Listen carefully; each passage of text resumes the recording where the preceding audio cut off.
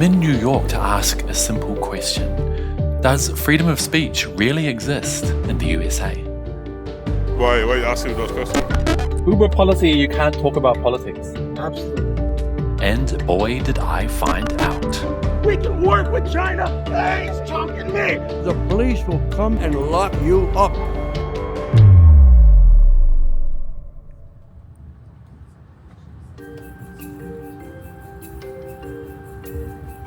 After checking out President Donald Trump's inauguration in Washington, D.C., I jumped on a train to the Big Apple, New York City.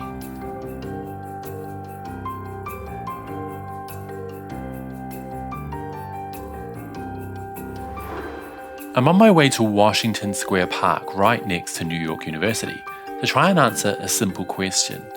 Is there really freedom of speech in the USA? I got chatting with my Uber driver, a Tibetan, but things changed when I asked him a fairly benign political question. What do you think of Trump? Trump? Are you a Trump supporter or a Trump hater? Actually, we are not. We Nothing. can't talk about like that in the Uber policy. Uber policy, you can't talk about politics. Absolutely. Wow.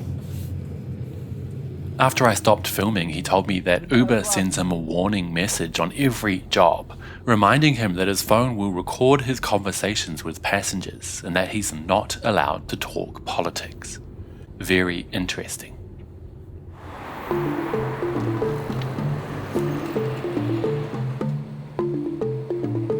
At Washington Square Park, some NYU students were protesting for their right to free speech. I was yelled at and denied entry from my mosque this December, where I've prayed for years on the basis of my being a threat to my community. I was told that every security guard on campus has my name and picture with orders to seize my ID if I entered a building. I was never told if I could enter. This is Hamza, a doctoral law student at the university, who's recently run into a lot of trouble for speaking his mind in the land of the free. Hamza was helping some fellow students with legal questions at a Free Palestine demonstration on campus last year. After that, things turned sour. There's been suppression happening at universities all over the United States, but in particular NYU's. It's been particularly egregious. There's been a history of targeting of pro-Palestinian demonstrations with the rash of encampments that sprung up last spring. NYU was famously particularly brutal, invited NYPD on campus multiple times, conducted negotiations in bad faith, called the cops and had 18-year-olds arrested at 6 a.m. So after the sit-in, you came back to the university and what did you find? All the students who were immediately identified as involved, including you, including me, and I made no attempt to hide my identity in this regard from the university. I had my access privileges revoked without notice, without formal charges made, without an explanation of the rationale.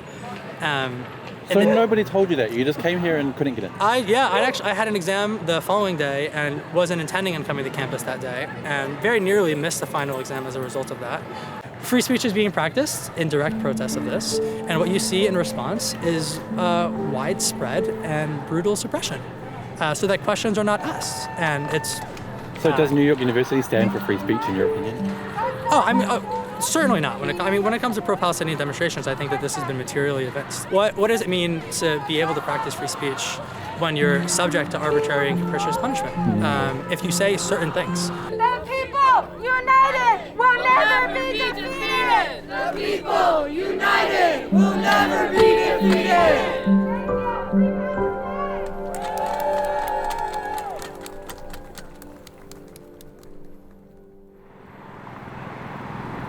The Bible is the good news of the eternal salvation of your soul. America's so-called freedom of speech does extend to people who want to spout their beliefs across a megaphone and force everyone else to listen. Islam cuts off heads.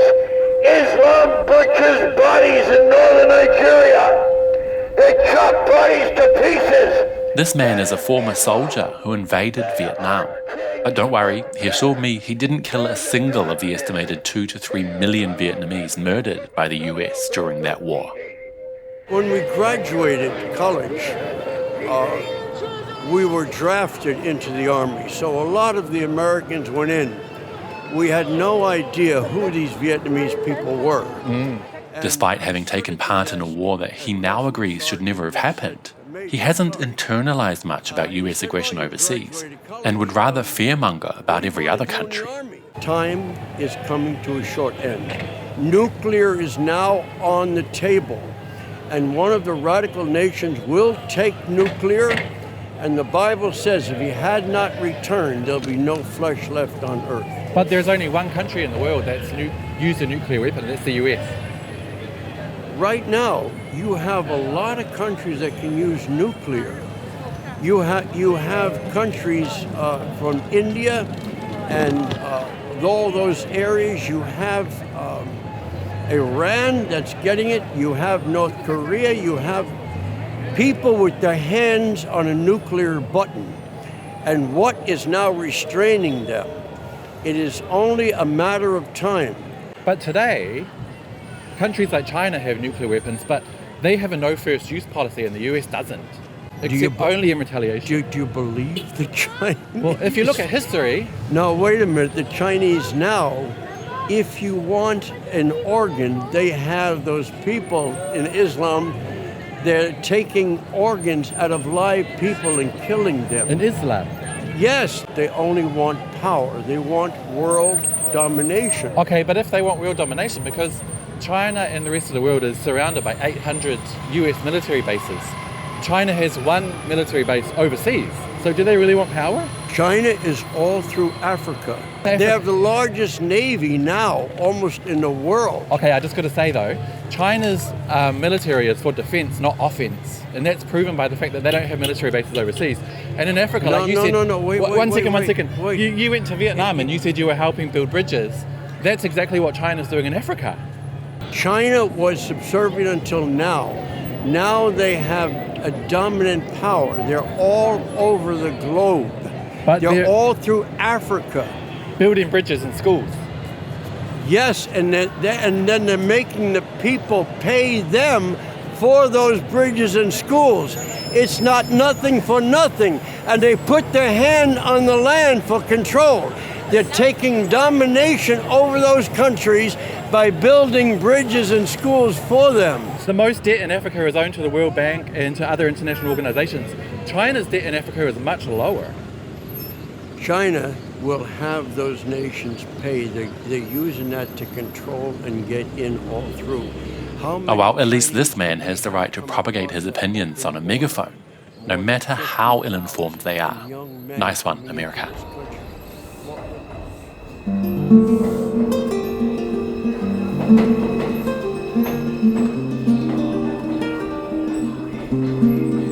Now I'm heading to the Bronx, about 40 minutes away on the subway. 10 people were murdered on New York City subways last year alone, with some pushed in front of oncoming trains and another set on fire. So, is the New York subway safer than before or more dangerous? I think it's more dangerous. At that time, people used to be friendly. At that time, you could communicate with the other person without any bad reaction. What changed? What changed? The new generation changed. I come from the old generation when you have respect. It's not only that at that time, if you see a pregnant person coming to the train, you used to get up. Older person. No more. No respect. No respect at all. So the mayor said the crime is down. Do you believe him? No. This is an accessible station. What's he going to do about it? That's a good question. Come to the Bronx. People in the Bronx, they're scared. I'm one of them. I don't come out. Like this minute, I have to go to the supermarket. So you don't feel safe? I don't feel safe at all. The opposite. Once I see the cop, I tell them, I'm glad to see you. For true. You don't know.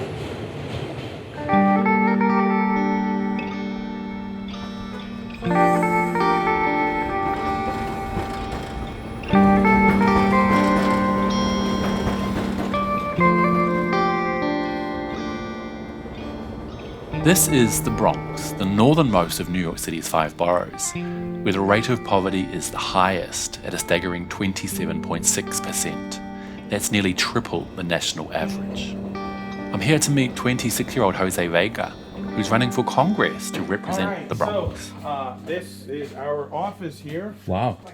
Hello. All right, it's Robert Castle, Nice to meet you. I'm Andy.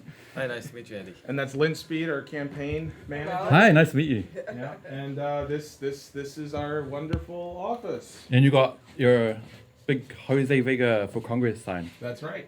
Nice. So Jose, you're running for which area? What is this map all about? This is the 15th Congressional District of the Bronx. Everything that's highlighted in white here is the district, basically. It goes all the way down here, basically from Mott Haven, all the way up to Riverdale and Fieldston. You have the poorest congressional district, which most of the poverty is centered around here. Well, Jose and his friends are well known for what they call interventions, confronting well-known political figures like Barack Obama, Joe Biden, and Hillary Clinton at public events. for anybody. Our economy is definitely very powerful right now. All that stock market money goes to the military complex so that more innocent women and children are dead. We can work with China every time they come. They offer a peaceful solution. Listen, don't start World War III. He's choking me. He's choking me. Holy shit. All of you are just straight warmongers. That's right. Look at what they do to free speech. There's an ethnic cleansing in Gaza, and all you do is tell lies about it. You and the rest of the media are warmongers. Every single one of you are all warmongers. Despite being successful at infiltrating political events to make their voices heard, Jose and his friends are always forcefully removed, and their voices are stifled. So that there is no legal basis for them to just be manhandling us like this. Is that a freedom of speech problem? Oh, absolutely. You know, they like to criticize other countries for cracking down on free speech and censorship, but look at what they're doing to me right there. Here in New York City, this bastion of free speech country, right? Well, you know, they're like dragging me out when I'm trying to say something and dragging me out in quite an aggressive manner. So clearly, they only care about free speech when it's something that supports their argument or what they're saying. So some people overseas might be a bit surprised by that because a lot of people view the US as like a bastion of free speech. Oh, absolutely, it's not true. I mean, you can quote unquote say whatever you want, like you can go to a corner, right? As long as it's not something that will actually impact policy. But, you know, if you're going to make a real change, then it's not allowed. Exactly.